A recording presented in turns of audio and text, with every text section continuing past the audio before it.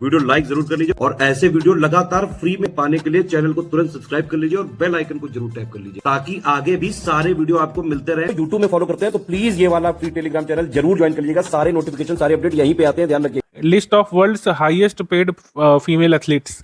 Highest paid female athletes की सूची में एकमात्र भारतीय 16वें नंबर पर शामिल हैं पीवी सिंधु, और टॉप पर है ईगा स्विटेक्स पोलैंड से और एलिना गू चाइना से। ये सूची है विश्व में सबसे ज़्यादा सैलरी पाने वाले एथलीट्स की सूची। ईगा स्विटेक पोलैंड से इसमें टॉप पर है। ब्रांड गार्जियनशिप इंडेक्स 2024 में जो ग्लोबली दो टॉप हस्तियां हैं उसमें हुआतिंग मा टेंसेंट से फर्स्ट पर है और मुकेश अंबानी यहाँ पर रिलायंस इंडस्ट्रीज के सेकंड पर हैं ग्लोबली। इंडिया में फर्स्ट पर है मुकेश अंबानी, ग्लोबली सेकंड पर। All India survey on higher education report आई थी हायर एजुकेशन डिपार्टमेंट के द्वारा।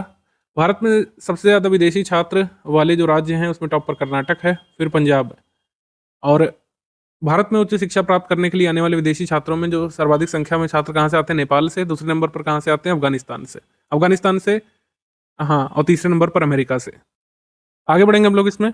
हैंडली पासपोर्ट इंडेक्स ये जनवरी में आया था, लेकिन फिर रैंकिंग बदल गई इंडिया की। इंडिया को 80वें स्थान पर रखा गया था जनवरी में, लेकिन अब उसको आप इग्नोर कर दीजिए। इंडिया की रैंक फेब में जो है यही अभी आगे तक बनी रहेगी जब तक जुलाई में नया इंडेक्स नहीं आता। 85 है इंडिया की रैंक, ध्यान रखिएगा। टॉप पर है कई सारे देश, France, Germany, Italy, Japan, Singapore, Spain, ये सब टॉप पे हैं। आगे बढ़ेंगे हम लोग। करप्शन परसेप्शन इंडेक्स ये ट्रांसपेरेंसी इंटरनेशनल का है। इसमें डेनमार्क लगातार 6ठी बार टॉप पर है, फिर फिनलैंड, फिर न्यूजीलैंड। भारत इसमें किस स्थान पर है? 93rd पर। कजाकिस्तान, लेसोथो, मालदीव के साथ करप्शन परसेप्शन इंडेक्स में। आखिरी स्थान पर सोमालिया है। Democracy index economist intelligence unit का आया था, इसमें इंडिया जो है 41वें स्थान पर है, 41 पर। और इसमें टॉप पर है नॉर्वे, भारत को फ्लॉड डेमोक्रेसी की श्रेणी में इसमें रखा गया था हमेशा की तरह। आगे बढ़ेंगे हम लोग। Time women of the year 2024 time magazine ने डिक्लेयर किया था कई सारे लोगों को। इसमें ग्रेटा गेरविग हैं, ताराजी पी हेंसन है, Andra Day, Coco Gauff tennis player, Leena Nair, Yael Admi, Reem Hajajreh, Nadia Murad, Marlena Fazio, Jackie Patterson, Ada Limon, Claudia Goldin, ये सब है। तो इनके नाम एक बार देख लीजिए। टाइम मैगजीन के द्वारा जब भी पर्सन ऑफ द ईयर नामित किया जाता है तो हमेशा आता है, तो विमेन ऑफ द ईयर भी एक बार देख लीजिए आप। Reports on the status of snow leopards in India, ये स्नो लिपॉर्ड पर, हिम तेंदुओं पर ministry of environment, forest and climate change की रिपोर्ट आई थी। तो इंडिया में पहली बार हिम तेंदुओं का आकलन पहली बार किया गया है। रिपोर्ट के अनुसार भारत में कितने स्नो लिपॉर्ड्स हैं? 718। और सबसे ज़्यादा कहाँ पे हैं? लद्दाख में, फिर उत्तराखंड में, फिर हिमाचल प्रदेश में, फिर अरुणाचल प्रदेश में, सिक्किम में, जम्मू कश्मीर में। इसके बाद हम लोग आ जाते हैं डिजिटल अर्थव्यवस्था की स्थिति पर जो रिपोर्ट आई है Indian council for research on international economic relations के द्वारा। तो इसमें ये कहा गया है अर्थव्यवस्था के डिजिटलीकरण के मामले में शीर्ष 3 देश कौन से हैं? सबसे पहले अमेरिका, फिर चाइना, फिर इंडिया थर्ड पे आता है इसमें। और भारत के राज्यों में जो सर्वाधिक डिजिटलीकृत हो चुके हैं वो कर्नाटक टॉप पर, फिर महाराष्ट्र, फिर तेलंगाना, फिर गुजरात, 5th पर हरियाणा, 12वें पर उत्तर प्रदेश को इसमें रखा गया, 12th पर।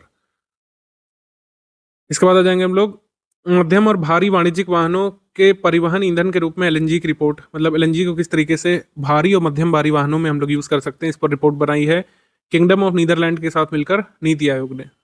इसमें कहा गया कि प्राथमिक ऊर्जा आपूर्ति में 15% गैस की हिस्सेदारी हमको ये सुनिश्चित करेगी कि हम 2070 में नेट जीरो का लक्ष्य हासिल कर रहे हैं। इसके बाद भारत में वरिष्ठ नागरिकों की देखभाल में सुधार करने नाम से रिपोर्ट किसने जारी की है? नीति आयोग ने ही। लॉजिस्टिक्स परफॉर्मेंस इंडेक्स रिपोर्ट 2023 जारी की गई है वर्ल्ड बैंक के द्वारा। इसमें 139 देशों में से भारत को किस स्थान पर रखा गया है? 38वें पर, 38 पर रखा गया है। महामारी रोग अधिनियम 1897 की व्यापक समीक्षा रिपोर्ट आई है विधि आयोग के द्वारा। ईवी अवसंरचना विकास, ईवी इंफ्रास्ट्रक्चर डेवलपमेंट रिपोर्ट ये जारी की है ब्यूरो ऑफ एनर्जी एफिशिएंसी ने। इसमें कहा गया कि इलेक्ट्रिक वाहन चार्जिंग स्टेशनों की संख्या के मामले में टॉप पर कौन सा राज्य है? कर्नाटक यहाँ पर नंबर ऑफ चार्जिंग स्टेशन के मामले में यहाँ पे टॉप पे है। फिर इसमें कहा गया है कि उत्तर प्रदेश यहाँ पे नंबर ऑफ इलेक्ट्रिक व्हीकल्स के मामले में टॉप पर है, ये यहाँ पे याद रखना है। चार्जिंग स्टेशन के मामले में टॉप पर Karnataka, Uttar Pradesh number of electric vehicles के मामले में। फिर household consumption expenditure survey report ये एनएसओ ने जारी की, national statistical office, ministry of statistics and programme implementation के द्वारा। ये हर 5 साल में आती है, लेकिन वैसे रिपोर्ट 10 साल बाद आ रही है। लास्ट आई थी 11-12 में और अब ये फाइनली आ रही है 24 में आई है। तो बीच में ऐसा सुनने में आया था कि आंकड़े कुछ गलत आ गए थे, क्वालिटी ऑफ डेटा जो है गलत आ गया था, तो ये बीच में नहीं आ पाया 16-17 में। ठीक है, तो ये इसमें एनएसओ द्वारा जारी किया जाता है हर 5 साल में एक बार। इसमें बताते हैं कि भारत में एक्सपेंडिचर कैसा हो रहा है। जैसे आपको पता है कि भारत में जो पॉवर्टी लाइन एस्टिमेशन है वो इनकम पर आधारित है ही नहीं। ठीक है, इनकम एस्टिमेशन भारत में हो ही नहीं सकता कि कौन कितना कमाता है, क्योंकि भारत में ज़्यादातर लोग कृषि करते हैं और कृषि एक सीजनल एम्प्लॉयमेंट है। तो इनकम पर आधारित नहीं होता है भारत में पॉवर्टी एस्टिमेशन, ये एक्सपेंडिचर पे आधारित होता है। तो एक्सपेंडिचर के आंकड़े हमारी एजेंसी ज़्यादा अच्छे से जारी करती हैं। तो जैसे ये आया है इसमें, एक चीज इसमें देख लीजिए, 2011-12 में 347 उत्पादों को इसमें शामिल किया गया था house hold consumption expenditure calculate करने के लिए। 22-23 के आंकड़ों में 405 उत्पाद शामिल किए गए हैं। इसमें औसत अनुमानित मूल्य वर्तमान मूल्य पर औसत अनुमानित MPCE यानी कि हाउस होल्ड कंजम्पशन एक्सपेंडिचर जो निकल के आया है, ग्रामीण भारत में होता है 3777 रुपये और शहरी भारत में होता है 6459 रुपये। ये एवरेज है कि ग्रामीण भारत में लोग 3773 रुपये खर्च करते हैं।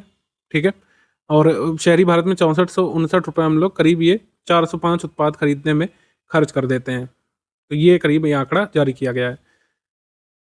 फिर इसमें कहा गया कि कुछ वस्तुएं जो हम सरकार से मुफ्त प्राप्त करते हैं उसके मूल्यों को अगर हम घटा दें तो शहरी भारत में मतलब ये शहरी भारत में 6521 रुपये एक्सपेंडिचर होता है और मतलब ये ग्रामीण भारत में होता है 3860 रुपये।